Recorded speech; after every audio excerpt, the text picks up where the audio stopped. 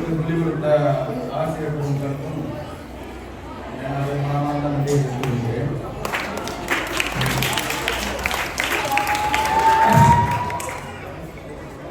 இன்று 6 மணி நேரம் சிலம்ப போட்டியில் பங்கு பெற்று தொடர்ந்து இந்த ஒரு கிண்ண சாதனையை படைத்த அனைத்து குழந்தை மற்றும் ஆசிரியர்களுக்கு எனது மனமார்ந்த நன்றி. உங்களை எந்த காட்டுவீர்கள் இன்னும் மென்மேலும் ஆண்டவனை கேட்டுக்கொள்கிறேன். நன்றி, மகிழ்ச்சி.